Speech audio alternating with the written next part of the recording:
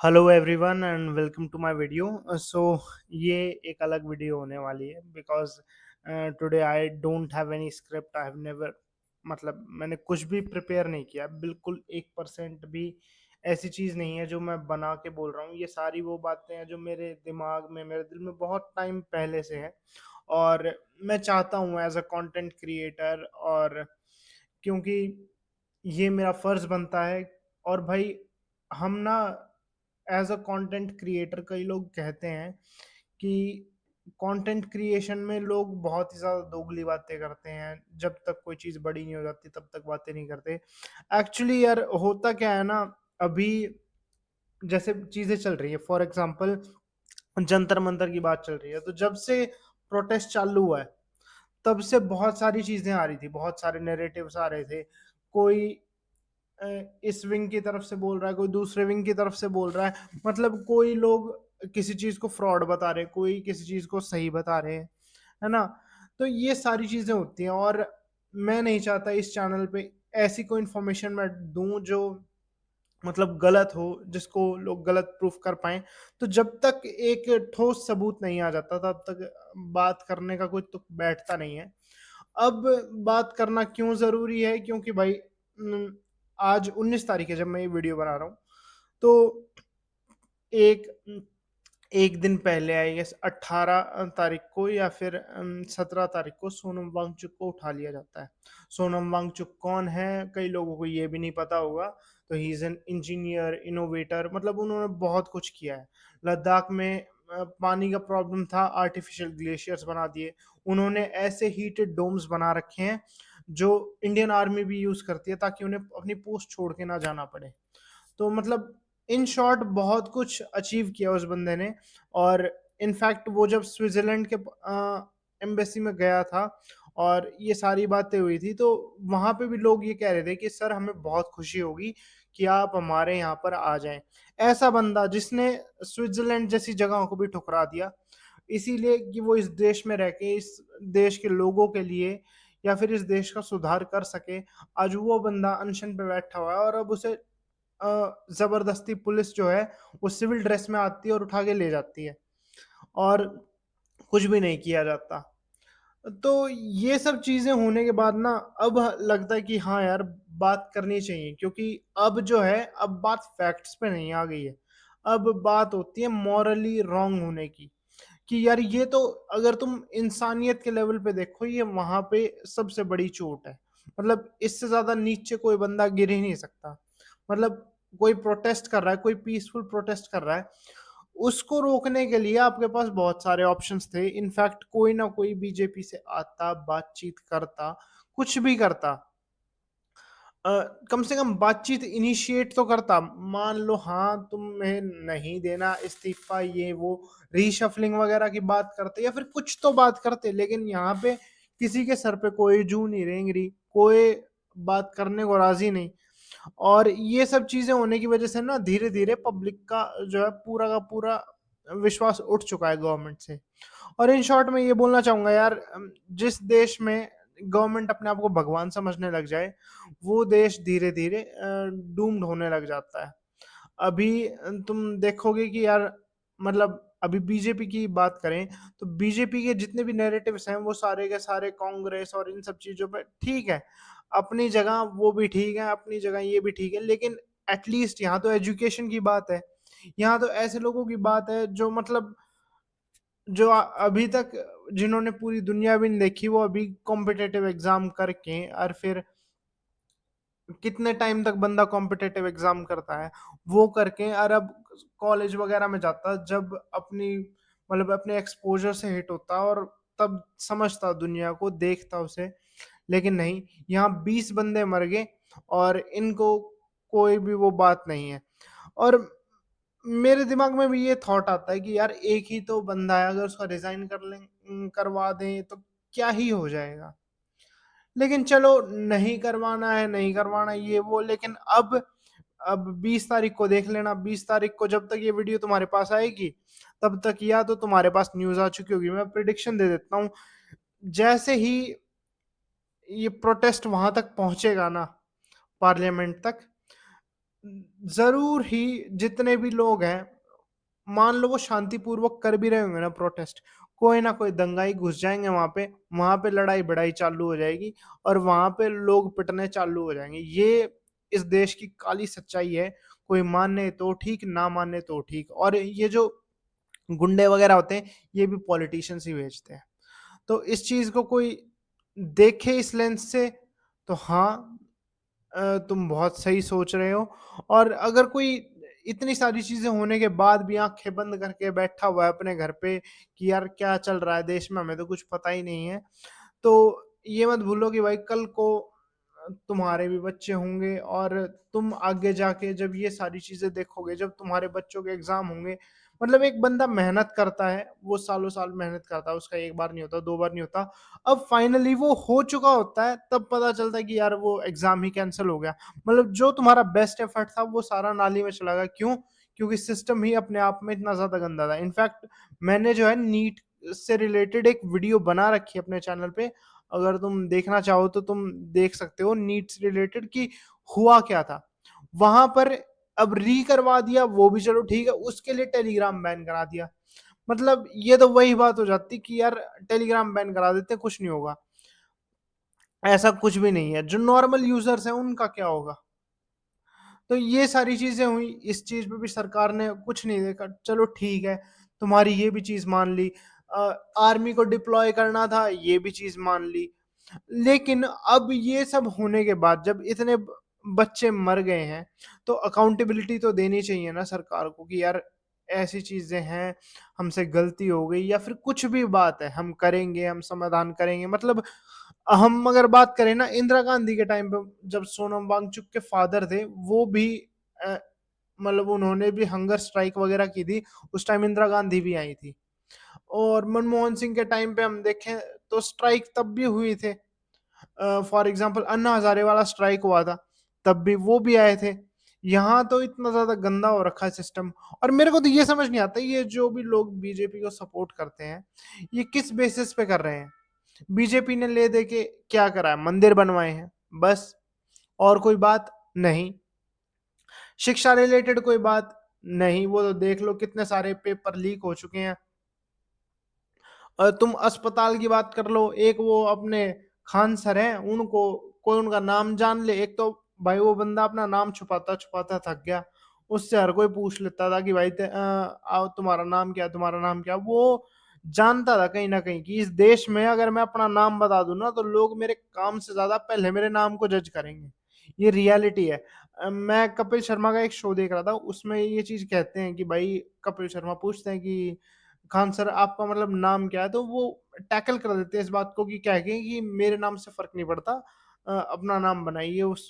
तो ये चीज बोल दी, क्योंकि वो कहीं ना कहीं जानते थे इस देश में अगर उन्हें बता दिया गया उनका पूरा नाम क्या है, तो वो इस चीज को टैकल नहीं कर पाएंगे। और यही चीज हमने कुछ मतलब पिछले महीने देखी थी। तो ये तो हो रखा है हाल। शिक्षक हैं, उनके ऊपर डिफर्मेशन केस डाल दिया जाता है, उनको दो कौड़ी का बोल दिया जाता है। साइंटिस्ट लोग हैं, वो भूख हड़ताल पे बैठे हैं। एक इसरो का साइंटिस्ट है, उसे तो मतलब उसने क्लेम वगैरह निकाल दिए थे, उसने बता दिया था कि किस तरीके की हरकत चल रही है, तो उसको जेल में डाल दिया जाता है। अभी तुम्हें पता नहीं होगा, 100 से ज्यादा साइंटिस्टों ने इसरो से रिजाइन कर दिया है। क्यों? क्योंकि उनको फंड्स मिलते ही नहीं है। ये तो हमारे यहाँ के साइंटिस्टों की काबिलियत है कि वो इतने कम पैसे में ऐसे मिशन एग्जीक्यूट कर देते हैं। For example Mars orbital mission हो गए या फिर और भी मिशन हो गए, ये हमारी काबिलियत है कि हम इतने सस्ते में कर लेते हैं। फिल्म बनाने तो सब आ जाएंगे, फिल्म बनाने जितने एक्टर वगैरह हैं वो सब आ जाएंगे, लेकिन इस चीज पे कोई बात नहीं करेगा। अ, और इसके अलावा अगर हम बात करें तो वो छोड़ देंगे, क्यों नहीं छोड़ देंगे भाई? प्राइवेट सेक्टर में जाएं, प्राइवेट सेक्टर में उन्हें एक तो पैसे अच्छे मिलेंगे, वर्किंग कंडीशंस अच्छी मिलेंगी।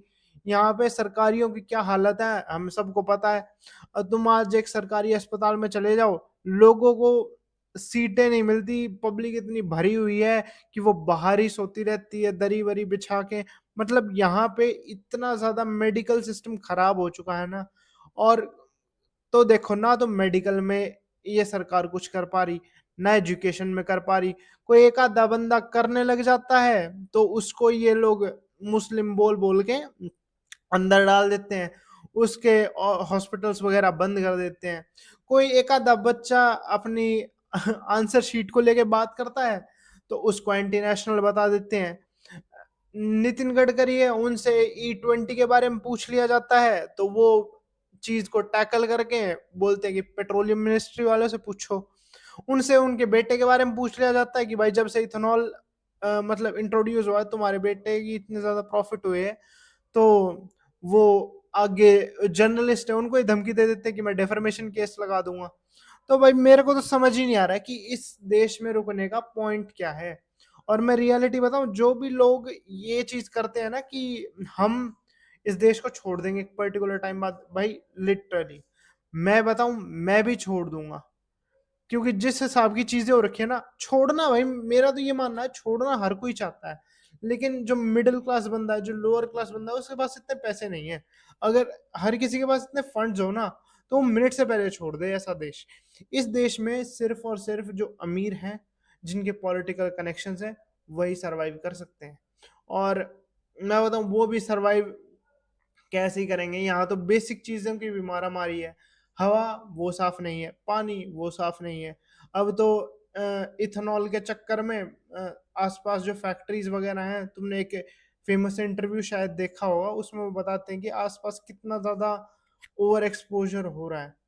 मतलब इथेनॉल की वजह से कितने ज्यादा लोग बीमार पड़ रहे हैं, कितने ज्यादा लोगों में क्या क्या चीजें आ रही हैं। इससे पहले जो वीडियो थी उसमें मैंने तुम्हें बहुत सारी चीजें बताई थी कि भाई किस तरीके से चावल को लेके स्कैम हो रहा है और ये सारी चीजें हो रही हैं। तो इसीलिए मैं बताऊं इस चैनल से क्यों रिलेट करता है ये सब कुछ। क्योंकि तुमने देखा होगा अभी मैंने कुछ टाइम पहले ना हिंदी से इंग्लिश में स्विच कर दिया बिना कुछ बोले।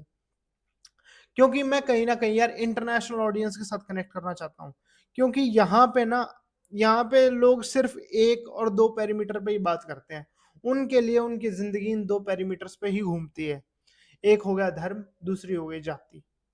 बस इन दो चीजों पे ही चलेंगे। हमें भूलना नहीं चाहिए, इन्हीं दो चीजों का यूज करके इस सरकार ने जो है हमें बांट रखा है और ये सरकार जीतती आई है। अब ये चाहे जो मर्जी फ्रॉड फ्रूड कर लें, लेकिन जो भी बात है वो लिटरली यही है। इसीलिए मुझे पता चल गया था कि यहाँ पे ना मतलब क्वालिटी ऑफ व्यूअर्स नहीं है। जो क्वालिटी ऑफ व्यूअर्स यहाँ पे हैं वो इंग्लिश में मेरी बात को समझ लेंगे, तो मुझे उन पे फर्क नहीं पड़ना चाहिए कि यार ये इंग्लिश में क्यों बना रहा है। लेकिन जो लिटरल हिंदी वाले हैं ना, जो सिर्फ हिंदी में बात करते हैं, मैं उन्हें बता दूं ये मैंने हिंदी से इंग्लिश में इसीलिए स्विच किया है क्योंकि यहाँ पे क्वालिटी ऑफ ऑडियंस जीरो है।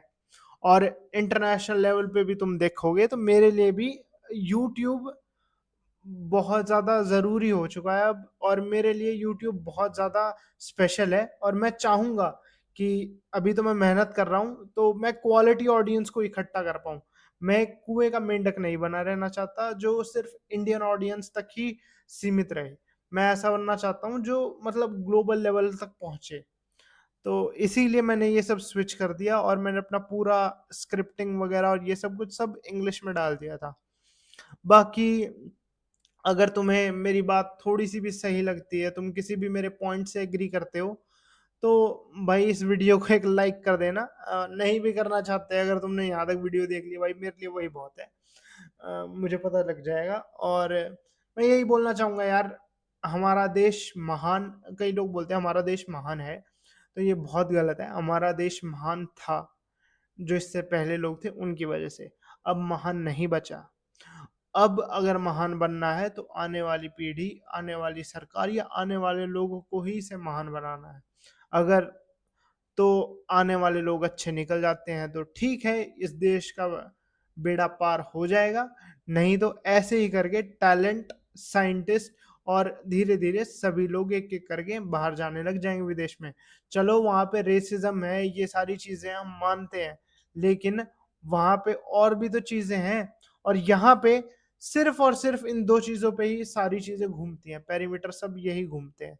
किसी भी आज के टाइम पे मैं ये सोचता था कि जेनजी और ये सब चीजें हैं तो कास्टिज्म नहीं होता होगा, आज भी कास्टिज्म होता है, आज भी ये सारी चीजें होती हैं। मतलब हम कितने पिछड़े सोच में रहते हैं, ये हमें पता होते हुए भी हम उसे एक्नॉलेज नहीं करना चाहते। मैं तो ये कहूंगा हम सबको पता होता है डीप डाउन कि हम गलत हैं, लेकिन उसे एक्नॉलेज करना एक दूसरी बात होती है। बाकी यार मैं बताऊँ, जब तक बीजेपी जाएगी ना, तब पता लगेगा कि हम कितने गहरे गड्ढे में गिरा के जा चुकी है सरकार, तभी हमें समझ आएगा। बाकी जो सपोर्ट कर रहे हैं उनको तो चाहे जितना मर्ज़ी बोल लो, उनको तो ऐसा ही लगेगा कुछ भी बकता जा रहा है। बाकी ये मेरा खुद का ओपिनियन था। You can agree to disagree, it doesn't matter to me actually. मतलब मुझे मेरी बात बोलनी थी ना, वो मैंने दी बोल। बाकी तुम तक ये वीडियो जब पहुँचेगी अ, 20 तारीख को 12 बजे, तब देखना। और तुम नीचे कमेंट्स में, मतलब मैं भी प्रोटेस्ट को देखूँगा ऑनलाइन क्या चीज़ें हो रही हैं। जहाँ तक मुझे लगता है यही चीज़ें हो रखी होती हैं। क्योंकि हमारे यहाँ पर ना पीसफुल प्रोटेस्ट जैसी कोई चीज़ नहीं होती, बहुत पहले चला करती थी पीसफुल प्रोटेस्ट। ये सरकार सिर्फ़ और सिर्फ़ वायलेंस से ही मानने वाली है। और मैं सही बताऊँ, वायलेंस वो चालू भी नहीं करेंगे, वायलेंस कोई और बंदा पॉलिटिकल पार्टी का भेजेगा, गुंडों को जो उसमें मिल जाएँगे, और फिर वो वायलेंस करना चालू करेंगे। और वो तो पिटेंगे नहीं, लेकिन इनके पीछे जो नॉर्मल जनता है, जो नॉर्मल स्टूडेंट्स हैं हम जैसे, या फिर तुम देख रहे हो तुम जैसे, वही पिटेंगे। बाकी अगर ऐसा नहीं होता है तो दैट्स रियली गुड यार, कम से कम मतलब कुछ तो अकल है लोगों में। लेकिन अगर फिर से यही चीज़ होने लग जाएगी ना, I am not going to be surprise. और सिर्फ़ इतनी बात बोलना चाहूँगा यार, देश महान लोगों से बनता है, और लोग अपने लिए एक रिप्रेजेंटेटिव चुनते हैं, अपने लिए एक सरकार चुनते हैं। जब भी अपना वोट देने जाएँ, जब भी अपनी सरकार बनाएँ, तो सिर्फ़ ये ना सोचें कि ये हमारे लिए आज क्या कर रही है, या फिर आज हमें क्या-क्या चीज़ें मिल रही हैं, आने वाले 5-10 साल इनके बारे में सोचें कि आने वाला टाइम जब सरकार आगे बढ़ेगी, तो कहीं ये हमें पीछे बैक स्टेप ना कर दें। और इसमें मैं सभी सरकारों को ले रहा हूँ, B it BJP, B it Congress, या फिर कोई भी पार्टी। इट डज़न्ट मैटर, मतलब एक नैरेटिव को मत देखिए, दोनों नैरेटिव को देखिए, अपना दिमाग लगाइए, अपनी बुद्धि लगाइए। और अब तो इतने सारे इन्फॉर्मेशन और ये सारी चीज़ें हैं इंटरनेट पे, तो इन सब चीज़ों को देखिए, समझिए, अपनी बुद्धि लगाइए और तब चुनिए। बाकी मैं मिलता हूँ भाई नेक्स्ट वीडियो में, और next video is also going to be in English. तो I'll see you around in next video. Until then, this side Sahil signing off, and thank you so much.